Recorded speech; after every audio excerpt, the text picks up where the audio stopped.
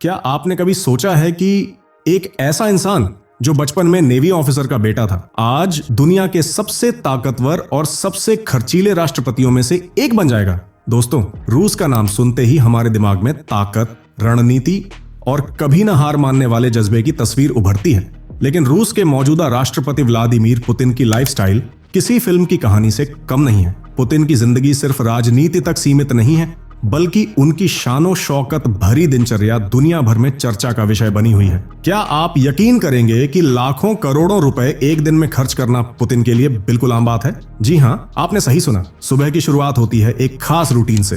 Putin को सुबह सुबह तैराकी करना बेहद पसंद है। यार, पानी में उतरते ही ऐसा लगता है जैसे सारी दुनिया की परेशानियां वहीं छोड़ दी हों, वो मजाक में कहते हैं। उनके स्विमिंग सेशन के बाद एक एक्सक्लूसिव ब्रेकफास्ट उनकी टेबल पर तैयार होता है। इसमें हर चीज जैविक फार्म से लाई जाती है। सिर्फ शुद्ध चीजें ही खानी चाहिए, यही मेरा नियम है। पुतिन का ये डायलॉग उनके करीबियों के बीच मशहूर है। ब्रेकफास्ट के बाद उनका दिन शुरू होता है मीटिंग्स और रणनीतियों से।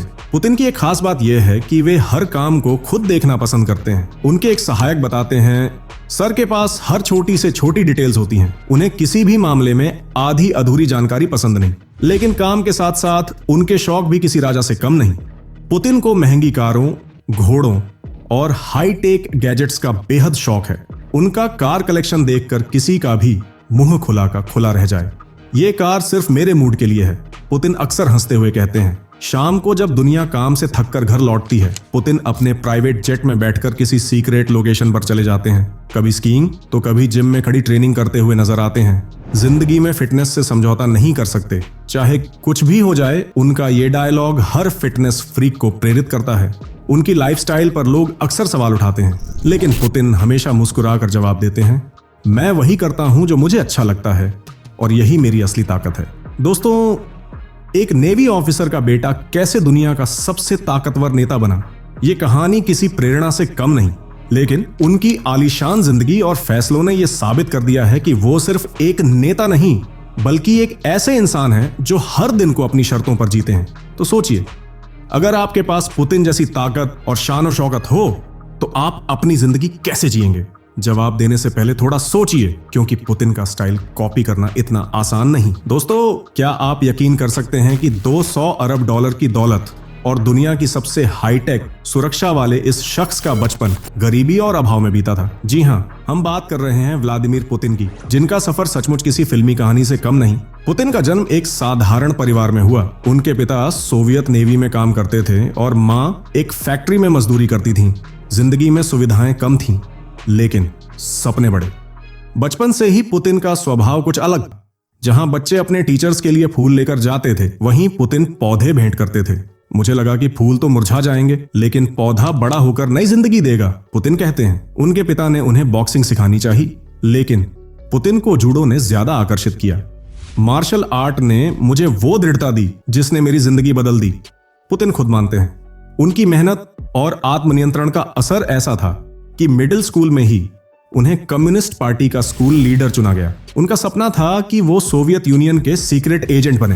हालांकि सीधा ये सपना पूरा नहीं हुआ, लेकिन 1975 में उन्होंने रूस की खुफिया एजेंसी KGB ज्वाइन कर ली। वहां वो एक साधारण जासूस के रूप में काम कर रहे थे। किसी ने सोचा भी नहीं था कि ये शख्स एक दिन पूरे रूस का नेतृत्व करेगा। एक बार की घटना बेहद दिलचस्प है। जर्मनी में बर्लिन की दीवार गिरने के बाद प्रदर्शनकारियों ने KGB के दफ्तर को घेर लिया। वहां सिर्फ 4 ऑफिसर्स और एक गार्ड मौजूद थे, और उनमें सबसे सीनियर पुतिन थे।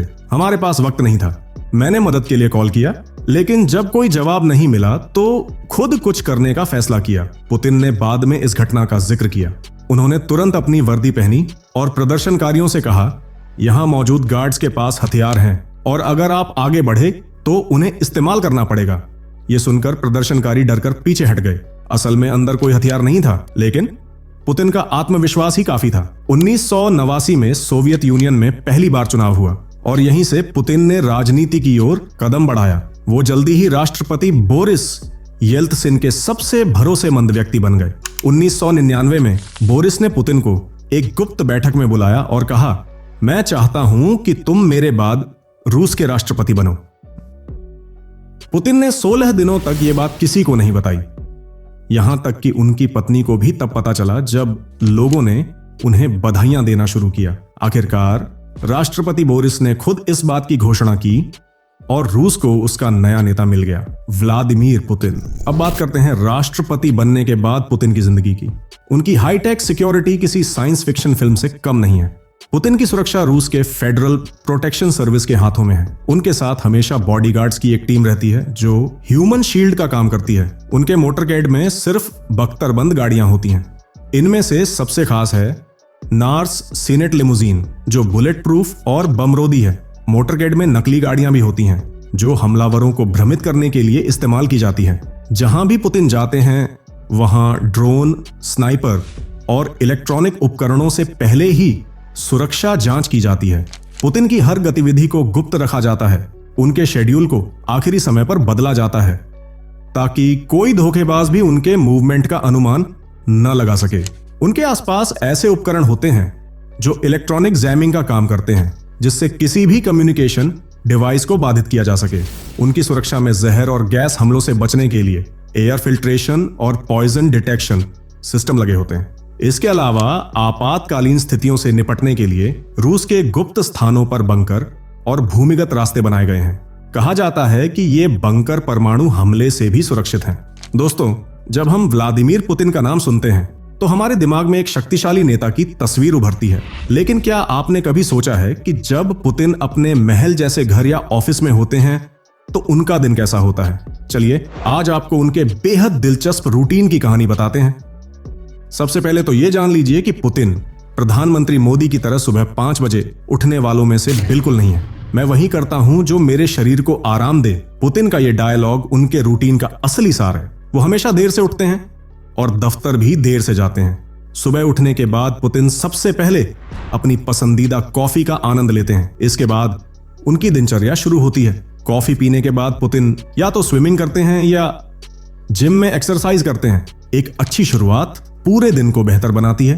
पुतिन कहते हैं फिटनेस उनके लिए न सिर्फ शौक है बल्कि एक जरूरी हिस्सा है। जब उनका ये फिटनेस रूटीन खत्म हो जाता है तो बारी आती है उनके नाश्ते की, जो उनके दिन का सबसे अहम मील होता है।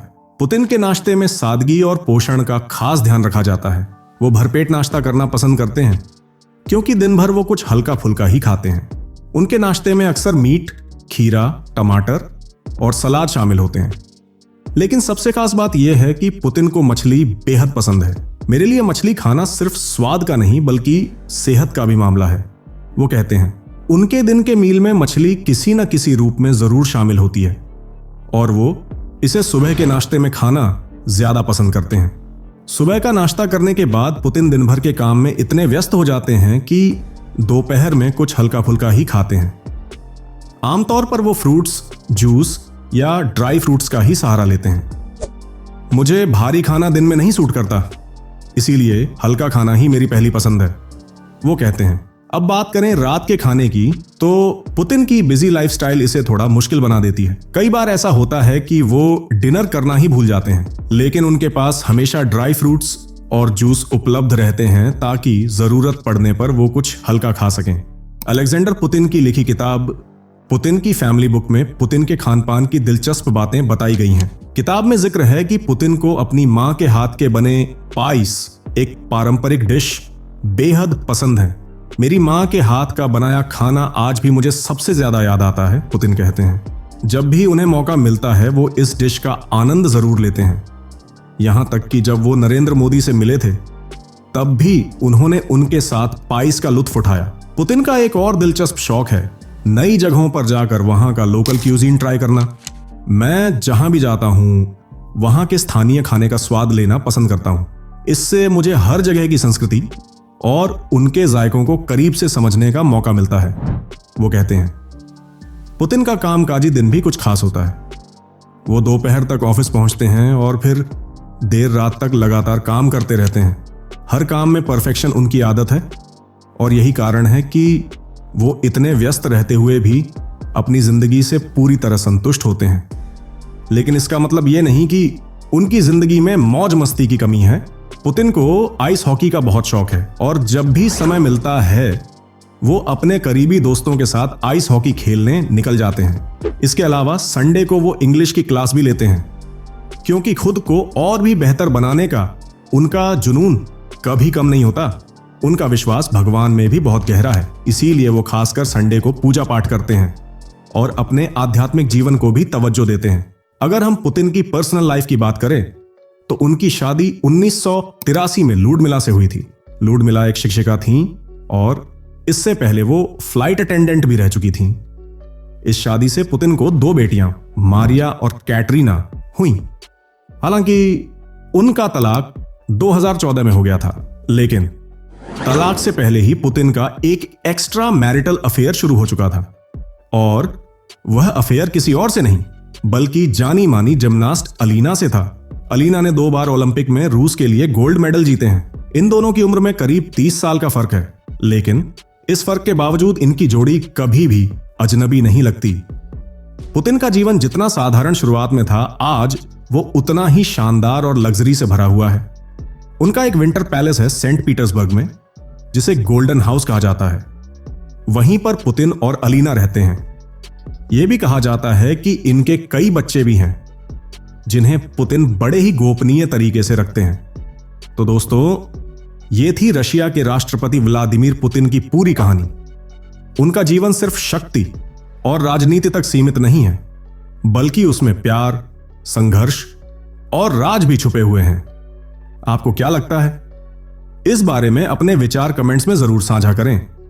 और अगर आपको ऐसी और वीडियो पसंद आए तो चैनल को लाइक, शेयर और सब्सक्राइब करना ना भूलें।